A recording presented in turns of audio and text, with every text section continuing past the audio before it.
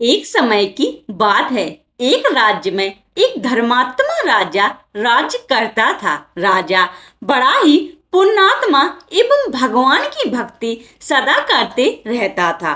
वह भगवान भोलेनाथ की पूजा अर्चना में इतना आनंदित रहता था कि वह जंगल में अपने भगवान भोलेनाथ का एक मंदिर बनवाया था, जहां वह प्रतिदिन उनकी पूजा अर्चना करता था।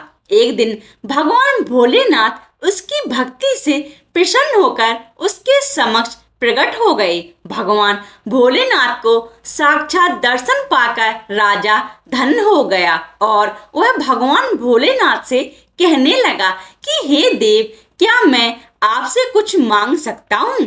भगवान बोले, क्यों नहीं राजन, तुम्हारे निर्मल भक्ति से मैं इतना प्रसन्न हुआ कि तुम जो मांगोगे वह वर मिलेगा।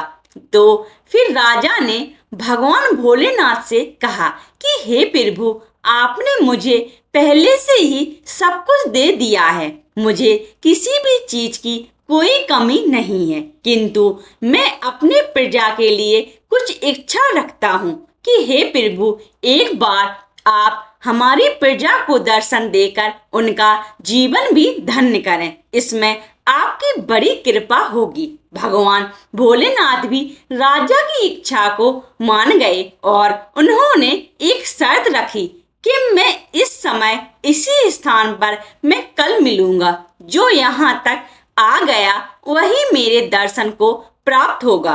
राजा ने भगवान भोलेनाथ की यह शर्त स्वीकार कर ली और भगवान भोलेनाथ के दर्शन की सूचना पूरे राज्य में फैला दी। अगले दिन उस राज्य के सभी नगरवासी भगवान के दर्शन हेतु स्नान करके सभी भजन गाते अपने राजा रानी के साथ चल पड़े। जैसे ही नगरवासियों से उस राज्य से बाहर निकले और थोड़ी दूर चलने के बाद भगवान भोलेनाथ ने माया रची और रास्ते में पैसों का ढेर लगा दिया। पैसे के ढेर को देखकर सभी नगरवासी अपनी अपनी झोलियों में पैसे बटोरने लगे। राजा अपने नगरवासियों को समझाता रहा कि ऐसा मत करो, क्योंकि भगवान भोलेनाथ बस थोड़ी ही कुछ दूरी पर हैं। अगर तुमने उसे पा लिया तो फिर यह धन धान क्या है। लेकिन किसी ने भी राजा की बात नहीं सुनी और वह राजा से कहता रहा कि हे राजन, हम सब में कोई कर्ज में डूबा है, कोई बहुत गरीब है, किसी को इलाज के लिए पैसे चाहिए, इसलिए यह धन हम घर में रखकर आते हैं, फिर भगवान भोलेनाथ से मिलेंगे। लेकिन उनमें से कुछ लोग ऐसे भी थे जो भगवान भोलेनाथ को प्रमुखता देते हुए राजा के साथ आगे चल दिए। आगे बढ़ने पर उन्हें क्या दिखता है कि रास्ते में एक चांदी का ढेर लगा पड़ा है। जो बचे हुए लोग थे वह भी चांदी को देखकर उलझन में पड़ गए। राजा ने फिर उन लोगों को समझाया कि भगवान भोलेनाथ बस कुछ ही दूरी पर हैं, इसमें उलझना व्रत है। राजा की बातों को सुनकर उनमें से कुछ लोग राजा के साथ आगे बढ़ने लगे और चलने लगे और उन्हीं में से कुछ चांदी को लेकर अपने घरों की ओर लौटने लगे। फिर कुछ दूर आगे चलकर राजा और उन सभी बचे हुए लोगों को सोने का ढेर लगा हुआ दिखा।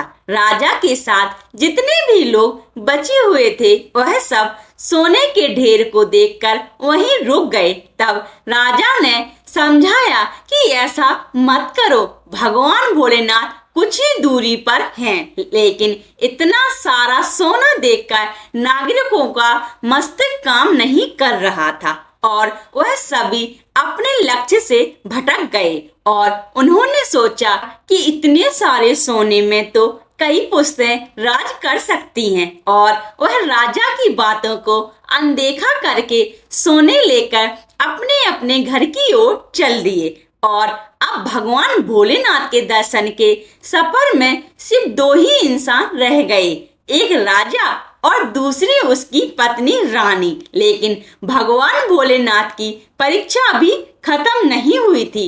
इस बार मार्ग में दोनों राजा और रानी थोड़ी दूर चलने के बाद उन दोनों को हीरे मोती एवं कीमती रत्नों से पड़ा हुआ एक बहुत बड़ा ढेर मिला, जिसे देखकर रानी का भी मन भटक गया। उन्होंने अपने जीवन एवं अपने राज्य में भी इतने सारे हीरों के ढेर नहीं देखे थे। तब फिर राजा ने बोला कि हे प्रिय, तुम ये क्या कर रही हो? चलो, भगवान भोलेनाथ हमारी वहाँ प्रतीक्षा कर रहे हैं। तो फिर रानी ने उत्तर दिया, हे राजन, ऐसे रत्नों को मैंने कभी नहीं देखा, मुझे इसे इकट्ठा करने दे। आप आगे बढ़िए, मैं फिर कभी दर्शन कर लूंगी।